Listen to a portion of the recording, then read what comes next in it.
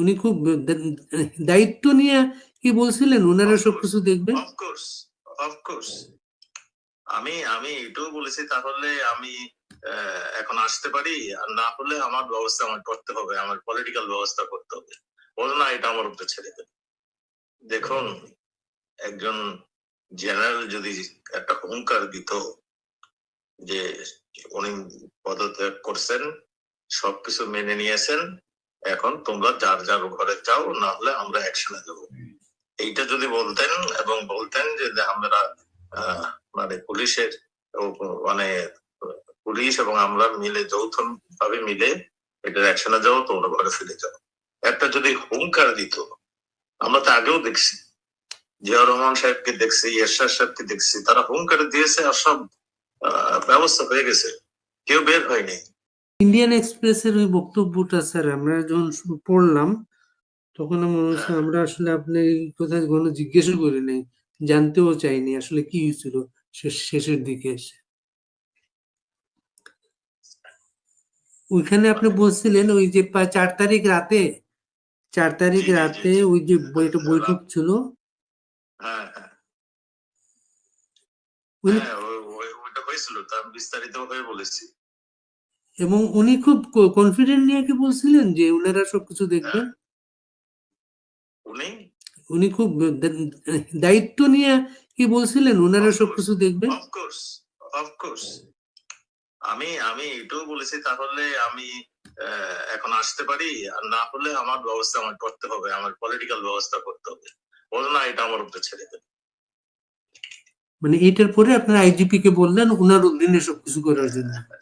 হ্যাঁ, ওনারা বললেন যে আপনারা বসেন, তাহলে কালকে কি করবেন সেই অনুযায়ী চিন্তা করেন। এরপর কি ওনারা বসলেন না চলে গেছিলেন? আমি চলে আসছিলাম, যেহেতু উনি দায়িত্ব নিয়েছেন। আমার বাসাও আবারও মানে কোন কয়েকজন সেক্রেটারি সাহেব অপেক্ষা করতেছিলেন, আমি সেই জন্যই চলে গেছিলাম। এমনি কি মনে হয় পরিস্থিতির কারণে আসলে ওনারা চাইলেও কিছু করতে পারেন নাই? দেখুন, একজন জেনারেল যদি একটা হুঙ্কার দিত যে উনি পদত্যাগ করছেন, সবকিছু মেনে নিয়েছেন, এখন তোমরা যার যার ঘরে যাও, না হলে আমরা অ্যাকশনে দেব, এইটা যদি বলতেন এবং বলতেন যে আমরা মানে পুলিশের মানে পুলিশ এবং আমরা মিলে যৌথ ভাবে মিলে এটার অ্যাকশনে যাও, তোমরা ঘরে ফিরে যাও, একটা যদি হুঙ্কার দিত। আমরা তো আগেও দেখছি, জিয়াউর রহমান সাহেবকে দেখছি, এরশাদ সাহেবকে দেখছি, তারা হুঙ্কার দিয়েছে আর সব ব্যবস্থা হয়ে গেছে, কেউ বের হয়নি। জিয়াউর রহমান তো আপনার মনে আছে কয় বছর কারফিউ দিয়ে রেখেছিল রাত্রে? হ্যাঁ, অনেক বছর। হ্যাঁ, কারফিউ দিয়ে রাখতে পারে। হ্যাঁ, কাজেই উপায় ছিল, আর্মি জেনারেল যদি ডাটের থাকতো, তাহলে এটা অবশ্যই ট্যাকল দিতে পারত। এটা হলো আমার বক্তব্য। আমরা পুলিশের উপরে যদি উনি ছেড়ে দিতেন আর আমাদের জনগণের উপরে ছেড়ে দিতেন, তাহলে ট্যাকল পেয়ে যেত।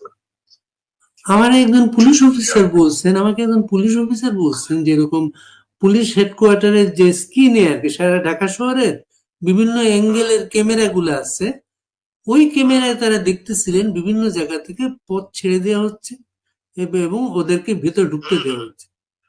শুধু ঢুকতে দেওয়া হয়েছে না, উত্তরায় তারা ফুলও ছিটিয়েছে। এবং আসলে গণভবনে যখন ঢুকতে দিল, তাদেরকে পথ ছেড়ে দিল, ওই ছবিটা লাইভ দেখে মনে হয় সারা ঢাকায় সারা দেশে আক্রমণটা শুরু হয়ে গেল। সেটা হ্যাঁ, ওইটা যখন উত্তরা ছেড়ে দিল এবং তাদের ফুল ছিটালো, এই ভিডিওটা চলে গেছে সমস্ত ঢাকায়, তখন ওই যাত্রাবাড়ি ওইখান থেকে মানে ছেড়ে দেওয়া হলো, শাহবাগে ইউনিভার্সিটি থেকে চলে আসলো, মোহাম্মদপুরে আগে থেকে একটু ওই যে ইসেরা মাদ্রাসার শিক্ষক ছাত্ররা এখানে জড়ো হয়েছিল, তারাও চলে আসে সব।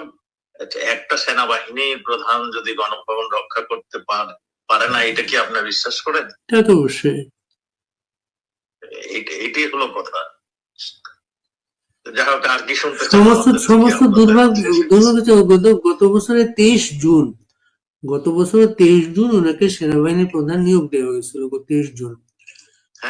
এবং 24 জুন আদালতে সিদ্ধান্তটা আসছিল। 24 জুন হ্যাঁ, আজকে আবার 23 জুন, আরেকটা 23 জুন গেল। আমরা অবাক হয়ে দেখলাম, ধরেন আওয়ামী লীগের প্রোগ্রাম, এটা আওয়ামী লীগ 23 জুন পালন করবে, কিন্তু টুঙ্গিপাড়াতে পর্যন্ত 23 জুন বঙ্গবন্ধুর মাজারে কাউকে যেতে দেওয়া হয়নি। ঠিক যেমন 75-এর পরে দীর্ঘদিন পাহারা দিয়ে রাখছেন তারা মাজারটাকে, কাউকে ঢুকতে দেন নাই তারা। ঠিক, জি কিন্তু জি এখন কিন্তু একই অবস্থা, কিন্তু সেটা। জি, সেটাই একই রকম। আরেকটা জিনিস আমাদের এখন এরা নির্বাচন করতে চাচ্ছেন, আমাদেরকে বাইরে রেখে আমাদের নামে মামলা মামলা দিয়ে যাতে আমরা না ঢুকি, সেই জন্য সেইভাবেই তারা ব্যবস্থা নিচ্ছে। এবং একটা নির্বাচন হয়তো দিয়েও দিতে পারে, করেও দিতে পারে, কারণ আমরা তো সব মেরুদণ্ডহীন লোকের সঙ্গে আছি, তো মুশকিল হয়েছে একটু আমাদের। মেরুদণ্ডহীন মানে কি বল, মেরুদণ্ডহীনটা কি? আমাদের সেনাপতির কথা বলছি আর কি। আচ্ছা আচ্ছা আচ্ছা। এবং উল্টো কালকে একটা ভাইরাল হয়েছে, একটা সেনাবাহিনীর অফিসার বলতেছেন কোন জায়গায় কোন শিক্ষক আওয়ামী লীগ করতো, গোয়েন্দা তথ্য পাইয়া তারা তাকে ধরছেন গিয়া, হুম, আর এমন যাতে কেউ করতে না পারে। এবং শিক্ষকেরা রাজনীতি করেন ঢাকা ইউনিভার্সিটিতে, লাল দল সাদা দল আছে, শিক্ষকদের রাজনীতি নিষিদ্ধ না সেটা। সেটা আর্মিদের বোঝাবে কে? এবং দুর্ভাগ্য হচ্ছে এখন তো দেশে তো সামরিক শাসন তো নাই। এটা আপনার আর্মি চিফের একটা ইন্টারভিউ চান, দেখেন কি বলে।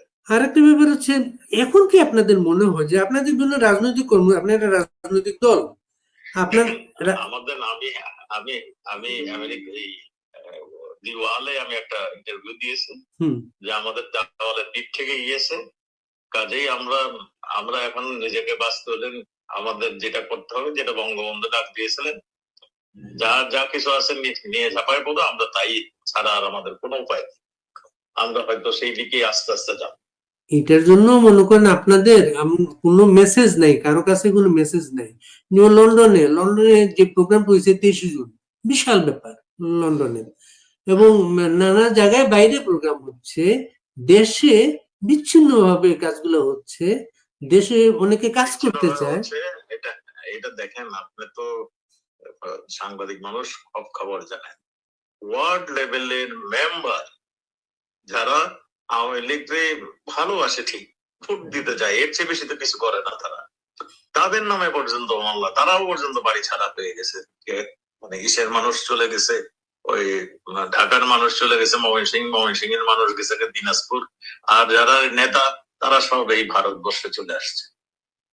এখন তো মানে আমরা যাকেই তারা করতেছে, তাকেই অ্যারেস্ট করতেছে, তাকে নিয়ে ঝামেলা শুরু করে দিয়েছে।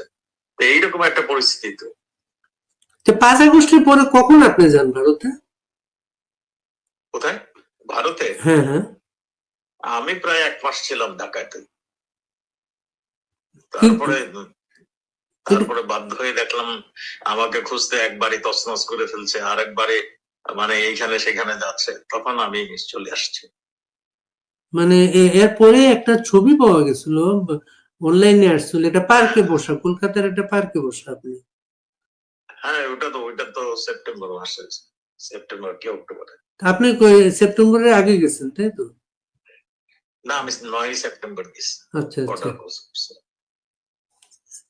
পার্কে আসছিলাম, ওখানে আমাদের কয়েকজন নেতা ওখানে দাঁড়িয়েছিল, অসীম কুমার উকিল, তার স্ত্রী, এরা দাঁড়িয়েছিল আমাকে একটু, আমি গাড়িতে যাচ্ছিলাম, তখন আমাদের ডাক দিল, তাই পার্কের ভিতরে ঢুকেছিলাম। আর মনে করেন আপনারা আসলে এই যে মনে করেন আপনাদের ছাড়া ইলেকশন করার চেষ্টা চলতেছে, শেখ হাসিনার বিরুদ্ধে মামলায় তারা উকিল নিয়োগ দিচ্ছে, তারা একজন দিয়েছে, আমাদের ফাঁসি ঘোষণা করে দিবে, তাহলে তো আমরা অনুপযুক্ত হয়ে যাবো অফিসের জন্য। মামলায় উকিল যাকে ঘোষণা দেওয়া হয়েছে তিনি শেখ হাসিনার ফাঁসি চান, তিনিও শেখ হাসিনার ফাঁসি চান। হ্যাঁ, সে তো জামাতের লোক। বাদী বিবাদী সবাই কিন্তু এক পক্ষে, কিন্তু এখানে। হ্যাঁ হ্যাঁ। এই কারণে কি আপনারা কোনো উকিল দিচ্ছেন না? কোর্টে? আমাদের কোনো উকিল ঢুকতে দেয় না। আরে এটা জানেন না আপনি? হ্যাঁ, হ্যাঁ। আমাদের কোনো উকিল ঢুকতে দিচ্ছে না। এবং এই আইনে নাকি এইরকম যে আমি যদি উকিল রাখি তাহলে আমার কোর্টে মানে কোর্টে এসে ওই করতে হবে, ওটাকে কি বলে, আত্মসমর্পণ করতে হবে। হ্যাঁ, আত্মসমর্পণ করে উকিল রাখতে হবে। কাজেই এই আইনের এই তো আপনারাও যখন ক্ষমতায় ছিলেন তখনও তো খেয়াল করেন না এটা আপনারা। এইগুলি ভাইয়েরা, এগুলো তো আমার কাজ ছিল না, আইনমন্ত্রীর কাজ ছিল, মাননীয় প্রধানমন্ত্রীর কাজ ছিল। এইগুলো আমাকে জিজ্ঞাসা করে লাভ হবে না। এইগুলি মানে আইনমন্ত্রী হচ্ছে ভয়ানক স্লো ছিলেন, এখানে আর বলে কিছু লাভ নেই, আমাদের দুর্ভাগ্য। আইনমন্ত্রী স্লো থাকার কারণে তো কত মামলা ঝুলেছিল বছরের পর বছর। অনেক মামলা চলেছিল, এই মামলাগুলো শেষ করে দিতে এগুলো আমাদের, আমরাও তো মনে করছিলাম একটা গুড গভর্নেন্স তৈরি করবো, আমাদের দলীয় নেতা কর্মীর নামও মামলা ছিল, সেইগুলো তো এখন আরো কঠিন হয়ে গেছে। এবং তারা সব মামলায় আজকে তারা খালাস পেয়ে গেল তারা। ঠিক আছে ভাইয়া, আবার একটু কথা বলে আমি একটু। আচ্ছা, আজ আমি শেষ কথাটা হচ্ছে ইলেকশনটা না, ইলেকশনটা তো ওরা একা একা ইলেকশন করতে চাচ্ছে তারা, আপনার নিবন্ধন নেই। তারা ইলেকশন করতেছে, আপনার ওই বিএনপি এটাকে চরম ভাবে সমর্থন দিচ্ছে একা একা ইলেকশন করার জন্য। আমাদের নেতা কর্মী যারাও এখানে আছে তাদেরকে ধরিয়ে দিচ্ছে, মানে আটক করে দিচ্ছে আওয়ামী লীগ বলে বলে। তো এইগুলোই চলছে। তো আমার মনে হয় ইলেকশন কিভাবে হবে খোদাই জানে। ইলেকশন তো আমাদের জন্য, এই ইলেকশনটা একটা সুইসাইডাল হবে আমার মনে হয়। কারণ আমাদের নেতা কর্মীদের যেতে দেবে না ইলেকশনে, ওখানে যেমনি সিল মেরে ইলেকশন জিতে নিয়ে যাবে, তাহলে কি হলো, দশাটা কি হবে? এই যে আমার কোশ্চেন থেকে যায়, এই যে আত্মহত্যা বলছে, ইলেকশনের নামে আত্মহত্যা, এই যে আত্মহত্যাটা কার? কোনটা বললেন? ওই যে ইলেকশনটা বলতেছেন একজন আত্মহত্যার সামিল হবে, এটা আত্মহত্যাটা কার? ইলেকশন মানে আমাদের, আমি এটা আমার পার্সোনাল কথা, ইলেকশনে আওয়ামী লীগ যদি এই অবস্থায় যায়, এই অবস্থায়, তাহলে আমাদের আত্মহত্যার মতো হবে। আপনার তো নিবন্ধন নেই, আপনি যাবেন কিভাবে? আপনার তো নিবন্ধন নেই। সেইটাই তো, নিবন্ধন নেই আমাদের, মানে সেটা তো বুঝতেই আছেন, আমাদের ছাড়া ইলেকশন করে ফেলবে। ঠিক আছে, ভালো থাকবেন। আসসালামু আলাইকুম। জি, আসসালামু আলাইকুম।